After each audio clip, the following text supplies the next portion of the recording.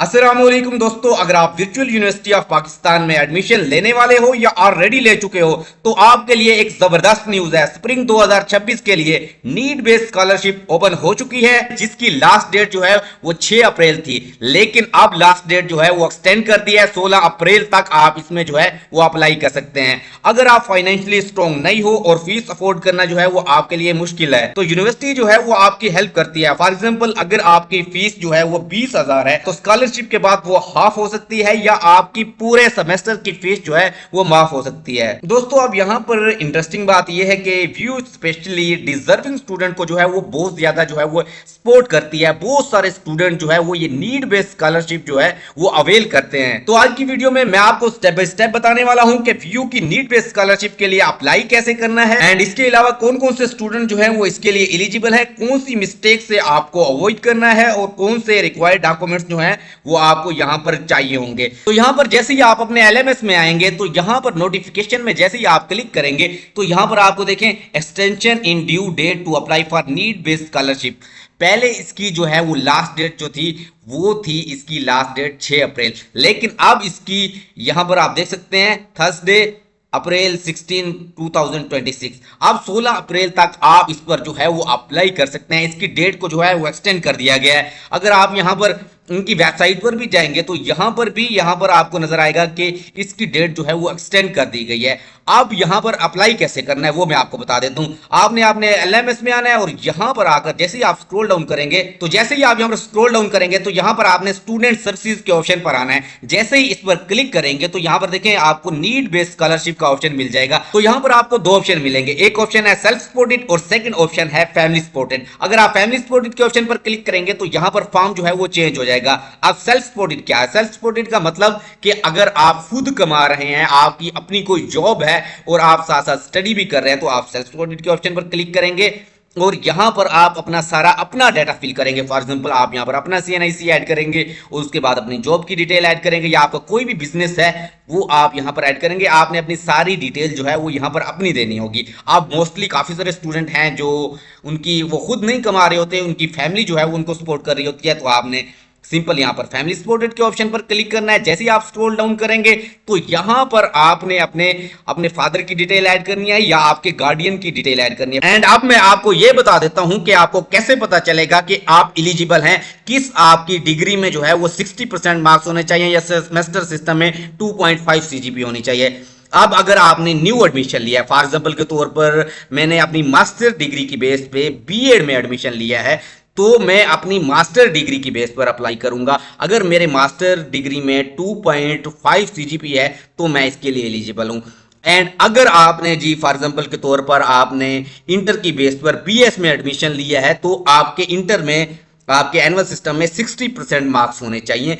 ये तो वो है कि अगर आपने न्यू एडमिशन लिया है। इस तरह अगर आपने मास्टर में एडमिशन लिया है तो आपकी ग्रेजुएशन में जो है वो आपके 60% नंबर होने चाहिए। फॉर एग्जाम्पल 60% एनुअल सिस्टम में और 2.5 सीजीपी जो है वो सेमेस्टर सिस्टम में होनी चाहिए। अब ये तो हो गया न्यू एडमिशन। जो स्टूडेंट जो है वो न्यू एडमिशन उन्होंने लिया है, उन्हें एलएमएस की एक्सेस मिल चुकी है, जिन्होंने एडमिशन की अपनी फीस जो है वो पे कर दी है, ये उनके लिए है। अब अगर आप दूसरे या तीसरे सेमेस्टर में हैं तो उस सेमेस्टर में आपका जो प्रीवियस सेमेस्टर होगा उस सेमेस्टर में आपकी जो है वो 2.5 सीजीपी होनी चाहिए और तमाम सब्जेक्ट जो है वो पास होने चाहिए, तब आप एलिजिबल होंगे। अब आपको पता कैसे चलेगा? फॉर एग्जांपल के तौर पर देखें, मैं यहां पर जी स्क्रॉल डाउन कर लेता हूं यहां पर नीचे और आपने यहां पर आना है जी स्टूडेंट सर्विसेज में। जैसे ही आप यहां पर क्लिक करेंगे नीड बेस्ड स्कॉलरशिप के ऑप्शन पर क्लिक करेंगे, अगर आप एलिजिबल होंगे तब ही ये आपको यहां पर फॉर्म ओपन होके आ जाएगा। अगर आप एलिजिबल होंगे, अगर आप एलिजिबल नहीं होंगे तो यह फॉर्म ही ओपन नहीं होगा। तो अब बात करते हैं कि आपको रिक्वायर्ड डॉक्यूमेंट्स कौन से होंगे। अगर आप यहां पर सेल्फ सपोर्टेड के ऑप्शन पर क्लिक करते हैं तो यहां पर आपको आपकी अपनी डिटेल जो है वो ऐड करनी होगी। आपके पास आपका अपना सीएनआईसी होना जरूरी है। अगर आप यहां पर फैमिली सपोर्टेड के ऑप्शन पर क्लिक करते हैं, हम यहां पर ये फॉर्म भी फैमिली सपोर्टेड के वाला जो है वो यहां पर फिल करते हैं क्योंकि मोस्टली जो स्टूडेंट हैं उनको फैमिली जो है वो सपोर्ट कर रही होती है। एंड यहां पर आपके पास आपके फादर का या आपके गार्डियन का जो है वो सीएनआईसी जो है वो होना जरूरी है। और उसके अलावा आपका latest electricity bill, for example आज मार्च है तो आपका मार्च का पे किया हुआ बिल जो है वो आपके पास होना जरूरी है। तो यहां पर देखें जी यहाँ पर आपने अपने फादर का नेम ऐड करना है और उसके बाद आपने यहाँ पर फादर का CNIC जो है वो ऐड करना है और उसके बाद आपका फादर काम क्या करते हैं, फॉर एग्जांपल बिजनेस करते हैं या उनकी कोई जॉब है या इसके अलावा अदर का ऑप्शन पर क्लिक करेंगे तो आपने उसकी डिटेल जो है वो ऐड करनी होगी। यहाँ पर देखें इफ अदर स्पेसिफाई, यहाँ पर आपने फॉर एग्जांपल के तौर पर अगर वो कोई शॉपकीपर हैं या फार्मर हैं तो वो आप यहाँ पर उनकी डिटेल जो है वो ऐड करेंगे। तो यहाँ पर देखें बिजनेस या कंपनी इंफॉर्मेशन, तो यहाँ पर आपके फादर जहाँ पर काम करते हैं आपने यहाँ पर फर्स्ट ऑफ ऑल अपने फादर का नाम लिखना है, जहाँ काम करते हैं उसका एड्रेस लिखना है और उसके बाद यहाँ पर फोन नंबर और उसके बाद आप यहाँ पर जी फॉर एग्जांपल के तौर पर आपने मोबाइल ऐड करना है। आप वही सेम नंबर भी यहाँ पर ऐड कर सकते हैं। आपने देखें +92 आपने यहाँ पर जी क्लिक करना है, उसके बाद आपने नंबर यहाँ पर लिखना है। एग्जाम्पल का यहाँ पर ऑप्शन दिया हुआ है, इधर देखें इस फॉर्मेट के मुताबिक आपने अपना नंबर ऐड करना है और उसके बाद आपके फादर का ईमेल जो है वो यहाँ पर आपने ऐड करना है या आप अपना भी ऐड कर सकते हैं। एंड इसके बाद आपके फादर जो है उसका डेजिग्नेशन क्या है, फॉर एग्जांपल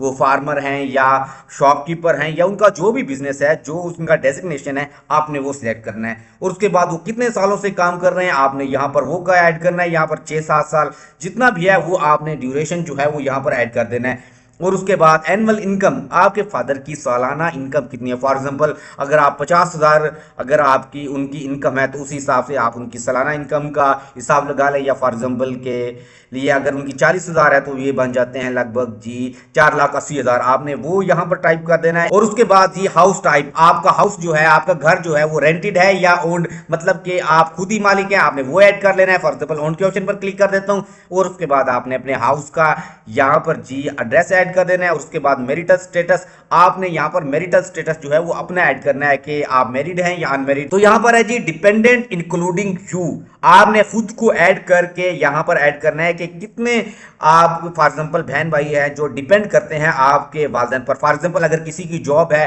या आपके भाई की शादी हो गई है वो सेपरेट हो गए हैं तो आपने उनको ऐड नहीं करना। जितने लोग डिपेंड हैं आपके वालिदैन पर जिनकी वो तालीमी अखराजात उठा रहे हैं आपने वो ऐड कर लेना है। फॉर एग्जांपल के तौर पर आपने यहाँ पर अपना नेम ऐड करना है। फर्स्ट ऑफ ऑल आपने अपनी डिटेल ऐड करनी है, आप बेटे हैं ना, आप तालीम हासिल कर रहे हैं, आपने वो ऐड करना है फॉर एग्जांपल के तौर पर सन, और उसके बाद यहाँ पर अपने नेम ऐड करना है और उसके बाद आपकी एज जितनी भी है आपने वो सिलेक्ट करनी है। जितनी भी आपकी एज है यहाँ पर आपने वो यहाँ पर सिलेक्ट कर लेनी है। फॉर एग्जांपल के तौर पर मैं 26 ऐड कर देता हूँ और उसके बाद जी स्टेटस आप क्या है, स्टडी कर रहे हैं, अर्न कर रहे हैं या नॉट एप्लीकेबल है, वो आपने अपनी मर्जी से जो है वो ऐड कर लेना है। और उसके बाद आपकी फीस कितनी है आपने वो यहाँ पर ऐड कर लेना है और उसके बाद अगर आपने ये डिटेल ऐड करने के बाद ऐड ओके ऑप्शन पर क्लिक करेंगे, यहाँ पर आप अपनी बहन की डिटेल ऐड कर सकते हैं, ब्रदर की डिटेल ऐड कर सकते हैं, जितने लोग डिपेंड कर रहे हैं आपके वालिदैन पर, आपके पेरेंट पर, जिनके वो अखराजात जो है वो उठा रहे हैं, आपने सेम डिटेल वो ऐड कर लेनी है। और उसके बाद एनुअल एक्सपेंडिचर आपने ऐड कर लेना है। फॉर एग्जाम्पल एनुअल मतलब सालाना आपकी अखराजात कितने हैं, यूटिलिटीज मतलब आपके बिजली के बिल, फॉर एग्जांपल के तौर पर जी मैं ऐड कर लेता हूँ सालाना जी 60,000 ऐड कर लेता हूँ। सालाना बिजली वगैरह के जितने भी अखराजात हैं वो मैं ऐड कर लेता हूँ फॉर एग्जांपल के तौर पर। अब जी एजुकेशन के सालाना अखराजात कितने हैं वो भी आप यहाँ पर कैलकुलेट करके ऐड कर सकते हैं या आप ये सेम भी ऐड कर सकते हैं, ये बिल्कुल रीजनेबल है। अगर आप फॉर एग्जांपल के तौर पर आपके वालिदैन की इनकम 50,000 है या 40,000 है तो आप ये ऐड कर सकते हैं। फॉर एग्जाम्पल के तौर पर एजुकेशन में मैं ऐड कर देता हूँ 80,000 ऐड कर देता हूँ और उसके बाद जी लिविंग मतलब आपके खाने पीने के सालाना अखराजात कितने हैं, फॉर एग्जाम्पल वो मैं कर देता हूँ 2,40,000 में यहाँ पर ऐड कर देता हूँ। 2,40,000 मैंने यहाँ पर लिविंग एक्सपेंसेस ऐड कर लिए सालाना और उसके बाद यहाँ पर अगर कोई आपने लोन लिया हुआ है तो वो आप यहाँ पर ऐड कर सकते हैं। फॉर एग्जांपल लोन नहीं मैंने लिया हुआ तो आप यहाँ पर 0 कर सकते हैं। एंड इसके अलावा आपके कोई अदर एक्सपेंसेस हैं तो वो भी ऐड कर सकते हैं। फॉर एग्जांपल के तौर पर मैं जी 40,000 एक्सपेंसेस अदर एक्सपेंसेस जो हैं वो यहाँ पर ऐड कर देता हूँ, आपने वो यहाँ पर ऐड कर लेना है। मैं एक एग्जाम्पल के तौर पर लेके जा रहा हूँ, आपने अपनी रियल जो है वो ऐड कर लेना है।